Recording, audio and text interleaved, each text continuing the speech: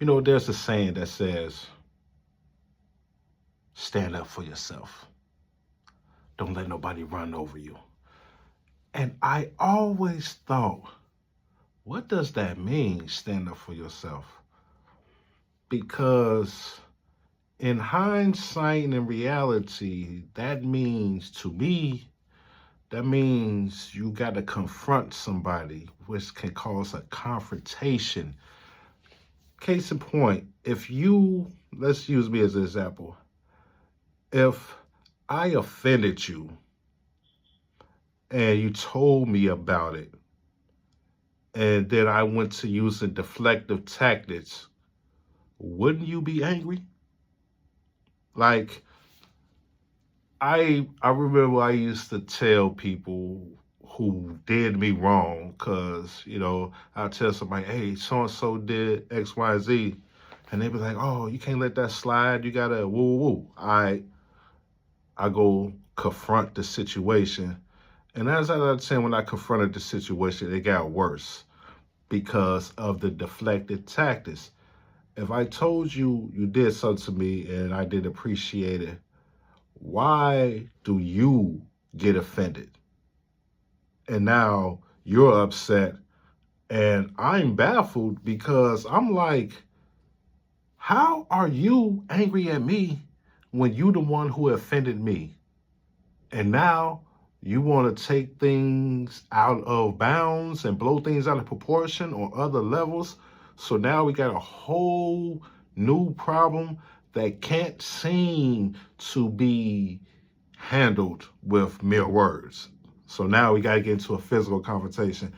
And a lot of times I never had time for that because I knew how it was going to end.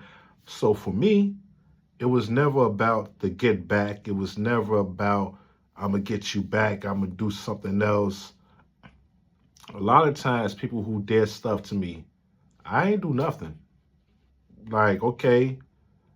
But one thing I did notice, things in their life didn't go as planned, whether it was in the future, in the past, or present, wherever parts we was at that life, things never went right for them in a lot of different ways.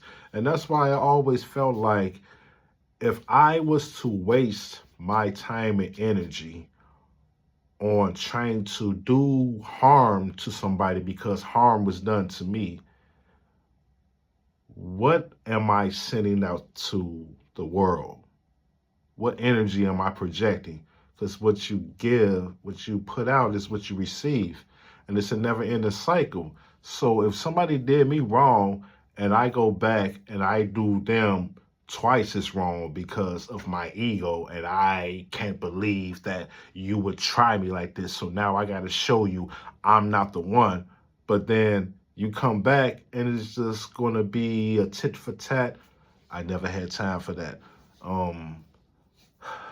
So a lot of times when things happen, I learned to not say nothing, deal with it in another way.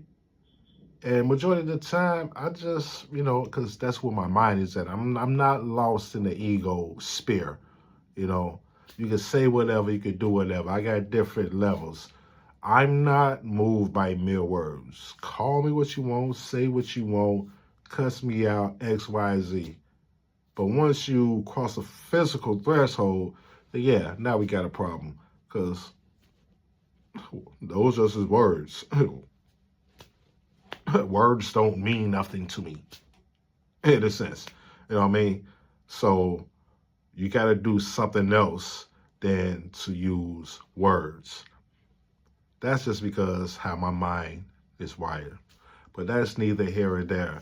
So at the end of the day, if you are choosing to confront somebody about something, just know that it's not going to go as easy as saying, this person know they did me wrong, and I'm going to let them know that they did me wrong. And if you think that they're going to say, oh my God, I can't believe that I did that to you, I am so sorry, before they take offense and start doing deflective tactics, because the stuff that they'll say, like, oh, I'm sorry, the apologies, that might come after. It's a rare occasion that an apology is going to come before the deflective tactics. And that's neither here nor there.